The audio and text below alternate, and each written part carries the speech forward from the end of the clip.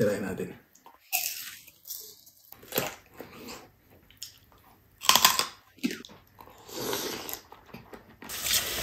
Nakabili po ako ng octopus buo po.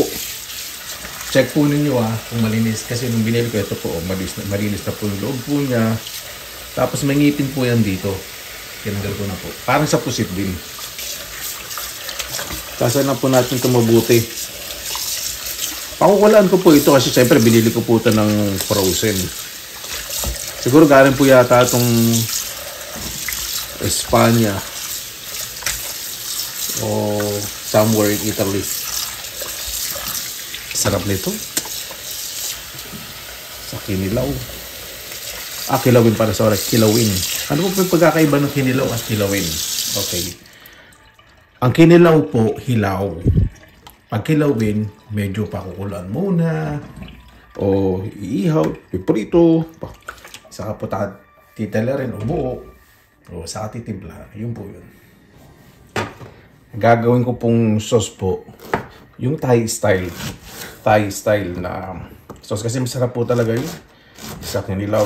Iba po muna tayo ng banana shallots. Ito po yung shallots na dumadami sibuyas pag tinatanim po ninyo. Mahaba po ito. Masarap po ito. Medyo manamis-namis ng konti. Saka mabango. Dadagdagan ko rin ng red onion. Walang sibuyas. Ito naman po sibuyas na to. Hindi po to shallot. Pagkakaiba po nito. Pag tinanim yung single lang po siya. Hindi po siya nagsusuwi. O nagkakaroon ng maliit na puslit sa gilid po. Hindi katulad ng shallots, dumadami. Ito yung hindi po. Ito yung mabait. Ito yung tahimik lang sa buhay, may peace of mind. Yung shallots, yun po yung mga marites. Dumadami. Pag hinayaan nyo, dumadami. Susunod po natin ay hindi po ito siling panigang kasi parang ano po ito long paprika, manamis-namis. Minsan mahang ng konti pero matamis po. Kanina manamis-namis, ngayon matamis na. Baka mamaya sobrang tamis. Hindi manamis-namis. Yan, medyo islant po natin paghiwa para sa presentation. Magandang tingnan. Hindi yung kahit ano hiwa nyo, makakaya naman. Practice po natin yung maayos na paghahanda. Diba? Kapag tinuro po natin sa mga bata yung proper, kalalakihan po nila yan. Pag nagtrabaho po yan, di ba? Parang, yun nga, education starts from home. Got it. Meron po tayong labuyo. Ito, pipinuhin ko po. At meron din po tayong napakahabang sili. Hindi ko po alam kung anong sili po ito. Itong kalahating part, manamis-namis. Pero pag dito po manamis, ito maanghang yung malapit sa buto. Saka gusto ko po ito pag hinihiwa. Kasi napakasarap. Ito, okay lang pong pabilog. Para may contrast sa shape. Okay, diba? Kasi green siya. Yan yung pag green, kailangan ba ganun hiwa? Hindi naman. Yan gusto ko Nausap ang sarili. At syempre, meron po tayong lemon. Pag bibili po kayong lemon, huwag po yung masyado matigas. Kailangan medyo malambot. Para juicy. Yan po. Diba? At maglalagay din po ako ng luya. Pero yung mga Thai, hindi po sila naglalagay ng luya. Syempre, ito po, gagawin ko combination ng Filipino style and Thai sauce para sa ating kilawin. Kung ayaw nyo po yung texture ng luya na gandang buo, pwede nyo pong gayatin, kunin nyo lang po yung katas. Sa ating mixing bowl, lalagay na po natin ang ating mga liquid, mga pampalasa. Lalagay po ako ng boneless, bagoong. Hindi po talaga dapat ganun kadami. Biglang nasaling ko. Okay lang po yan. Patis. Ito po ititikman po ninyo, wala po itong definite o eksakto na sukat. Lagay po tayo ng tamarind sauce. Kung wala po kayong tamarind sauce, Okay lang po yan eh. Kasi mga Thai, naglalagay po talaga sila eh. Lagay po tayo ng lemon.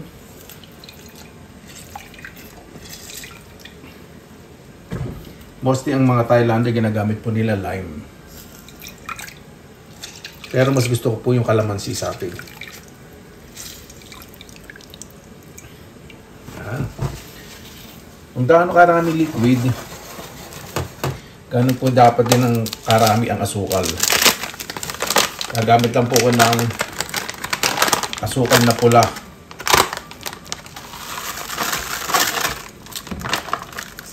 Segunda po ito kaya medyo buo-buo. Halin ko po muna to kasi gusto ko muna tikman kung tama yung asim, alat.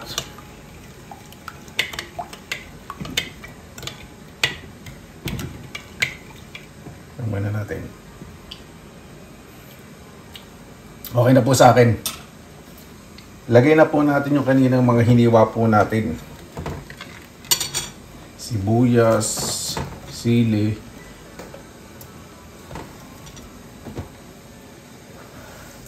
luya. Siyempre ang Thai po, nilalagay ng bawang. Hindi ko po feel. Yung may bawang.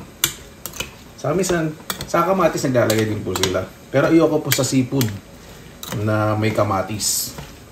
Ito para mag-release pa ng konting liquid yung mga fresh ingredients po natin, yung mga sariwang ingredients. Para maglabas ng liquid. Lagay po tayong konting asin. Siyempre Pinoy tayo, dahil sa Thai, hindi naman sila gumagamit ng paminta. Lagay po tayong paminta. Alayin lang po natin. At medyo piga-pigayin po natin. Siyempre sila gumagamit po sila ng malaking almeres. Pinapound o dinidigdig po nila ng dahan-dahan. Hindi naman po yung pinong-pino. Para lumabas lang po yung flavor at lumasa. Ganyan-ganyan lang po. Parang tinatapik-tapik nyo lang. Hoy, hoy. Umuwi ka na, busit ka. Hindi ka pa nakakaluto mga ganon, ganon. Ako, yun lang po natin nabuti. Ayan. Kumukulo na po yung ating tubig. Lalagay po ko ng asin.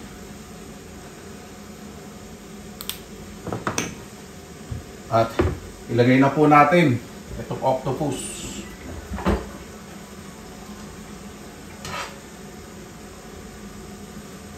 Na-blanch lang po natin to. Ay, hindi pala iba-blanch. Kailangan pala ilutuin ko ng maayos. Baka madali ko kasi frozen nga pala yan. Ayan, okay na po sa akin. Huwag po masyadong i-overcook kasi kukunat po yan. At magpiprito po ako ng Shanghai din. Prepare na po natin ng malupit. At ang ating kilawin na pugita. Tagay po muna siyempre ang ating pugita. Isa nakatayo. Itong isa nakabaligtad para makikita po yung texture, diba?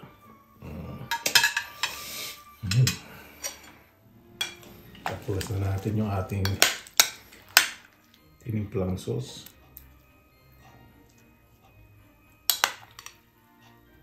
Natin sa gilid. Tatakam na ako sa amoy ng sili.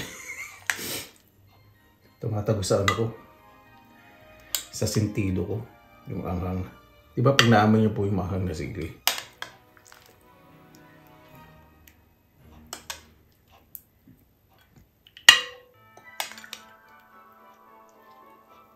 Yan.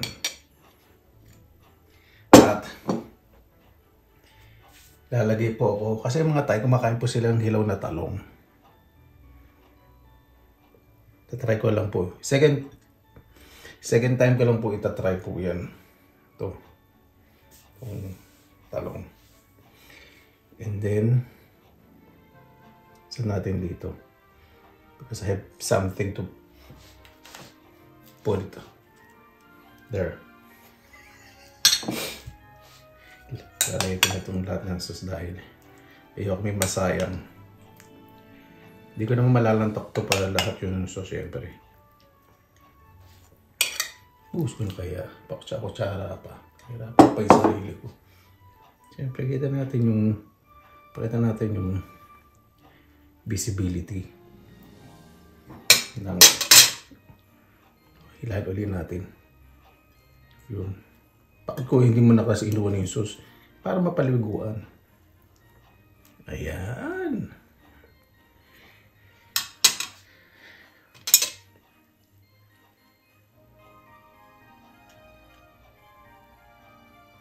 Contrast. Contrast siyempre. At yung ating piniritong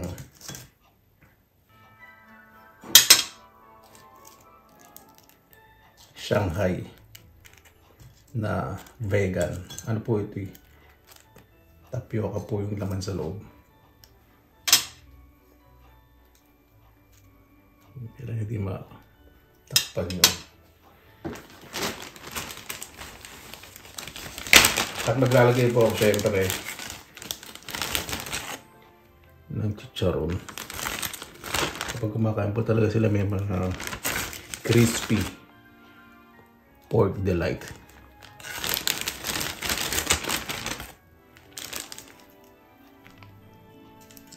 Ayan. Ready na po. Kain na po tayo. Mabuhay yan! Maraming salamat na po sa Panginoon. Kasama-sama na naman po tayo.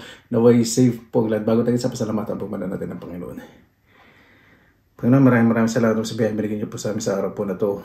Naway ang bawat isa po ay mas kumalma, mag-focus po sa kabuhayan, sa kabutihan po ng pamilya para po iwas gulo. Ang social media po talaga ay isang tool ng komunikasyon. Naway maging maingat po ang lahat. Kaya na po bahala po sa amin. Sinusukunan po namin sa ilat sa kanilang susunod. Ayan!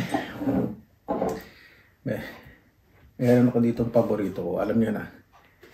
Pineapple soda na walang asukal.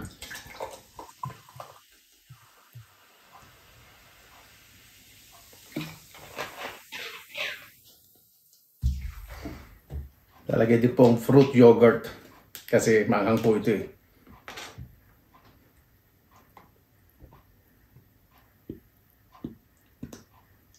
Yan. Meron pong yogurt na iniinom yung liquid. Pero ito may stick po. Pang dessert, snack. Tikman muna natin itong sarsa.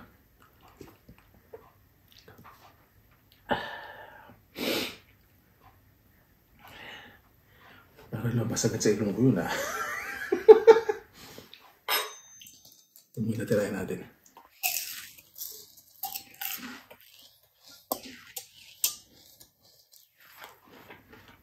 Masarap po itong talong na green.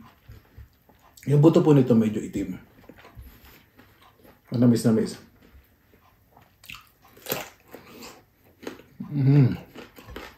Ito medyo magulang na itong talong na to. Pero matamis pa rin.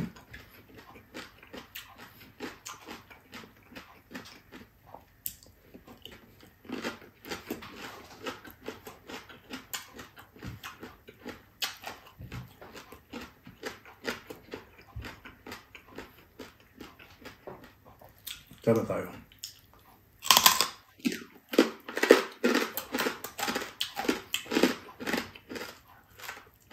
Tawag niya sa Bagong Palara. Tapos dito sa Charon, Kapno.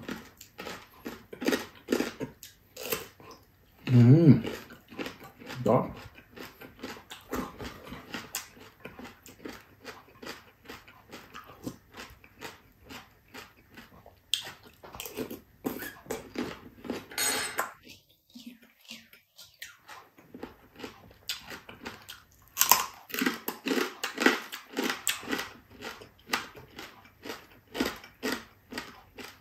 Pag gumagawa din sila minsan nito merong rice noodles. Sarap.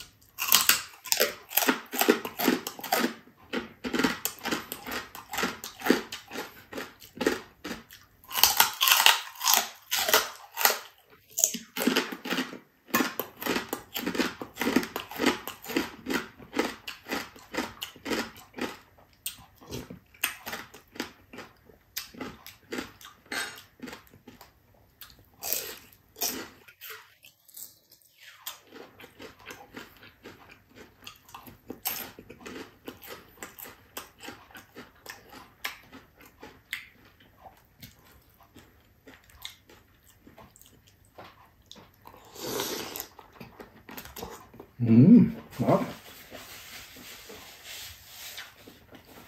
Ang sarap ng pagkakashower sa mukha ko.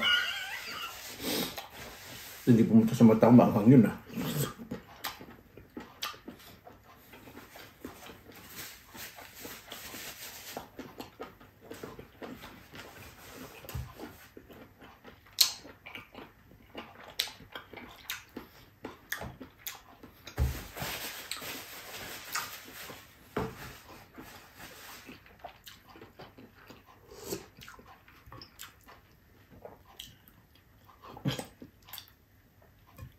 Ano kutsara dyan?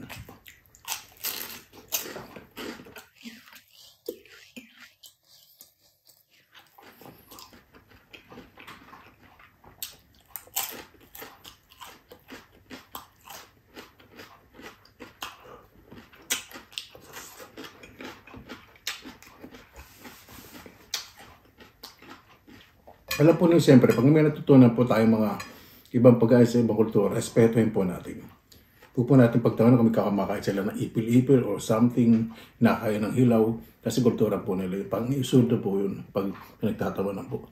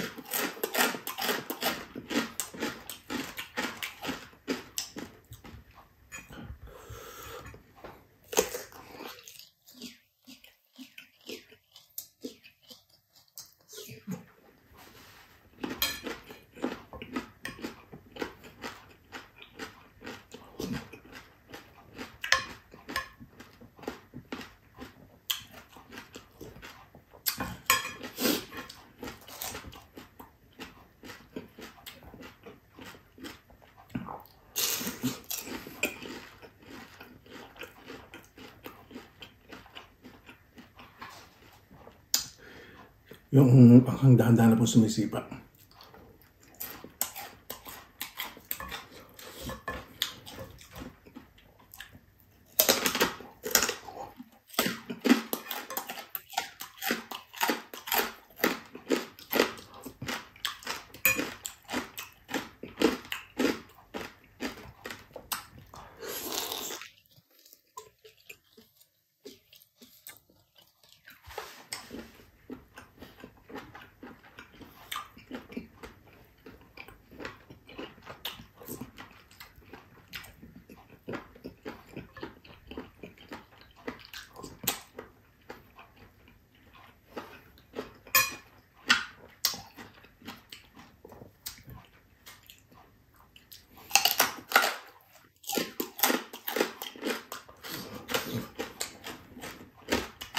Hindi muna ako iinom kahit medyo pagpapawisin ako, namumula ako.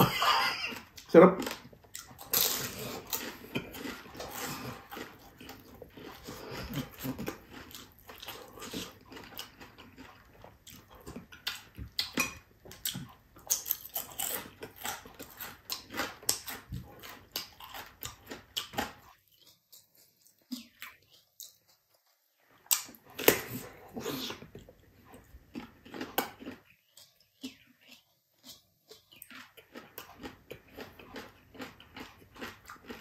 Tamis.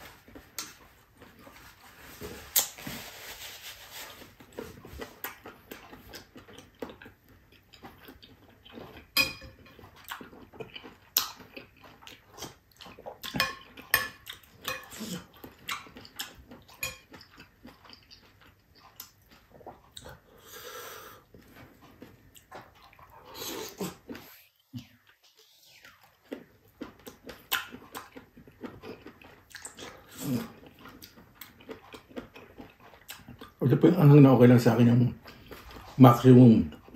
Hindi naman sobra-sobra. Na po nagpapawis ang buko. Sarap.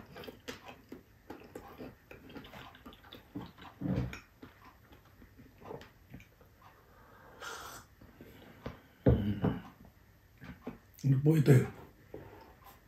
Iba-ibang klaseng prutas. May berries, may prutas. Sarap. Para siya smoothie.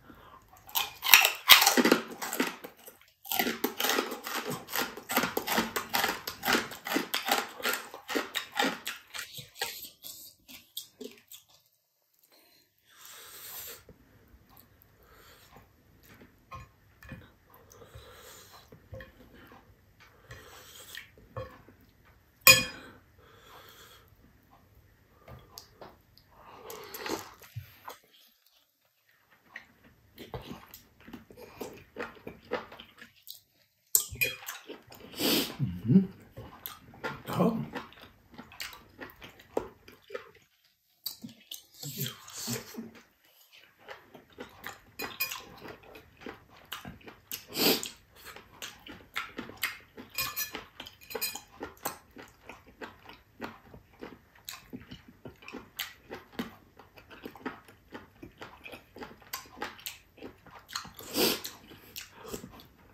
Naiyak na ako.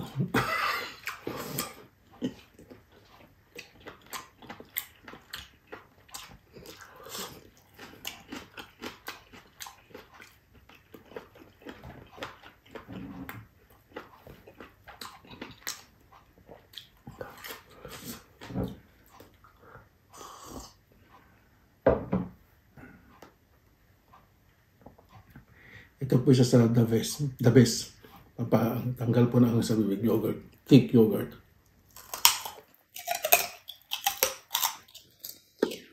Ice cream. Ice cream din.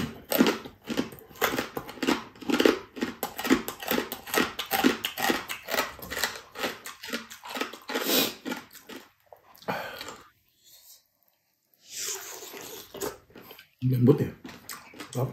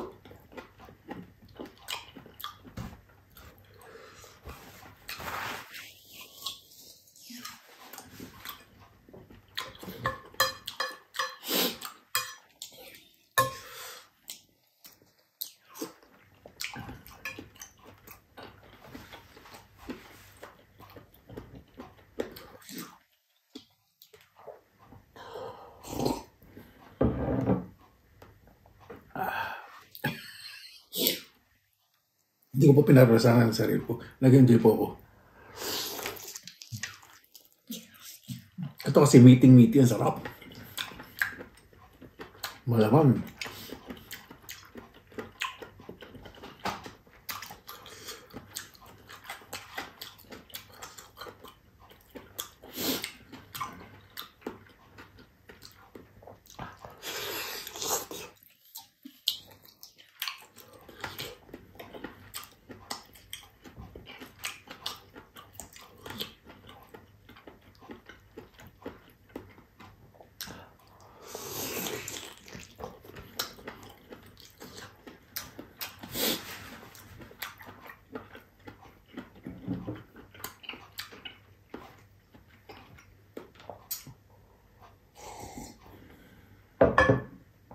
Naramdam ko tumutulo na yung pawis ko sa likod ng buhok ko.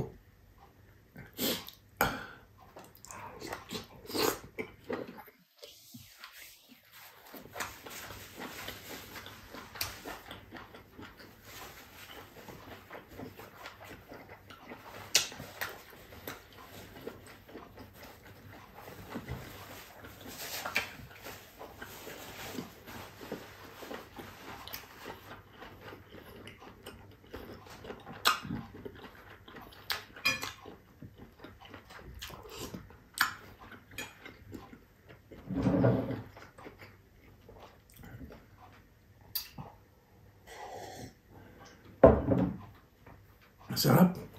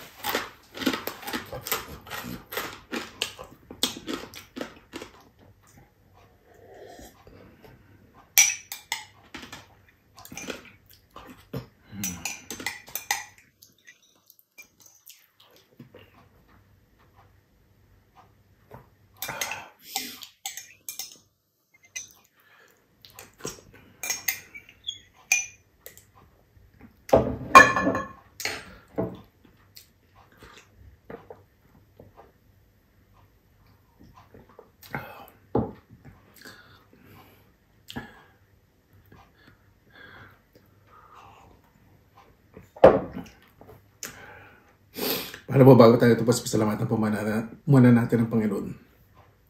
Panginoon, maraming salamat po sa biyaya binigay po sa amin na bawat isa po sa po, ang lahat kung nasaan po sila. Kayo na po bahala po sa amin sa araw-araw na umiral po pag-umbal sa puso at isipan ng bawat isa. Sinusuko na po namin sa inyo lahat sa kanilang Jesus sabi. Paano po, maraming salamat po sa inyo oras na ilan sa pinilang alakbay. Basta lagi po tayong positive vibes, good vibes. God bless ngayon po lagi magandang araw. Laban lang!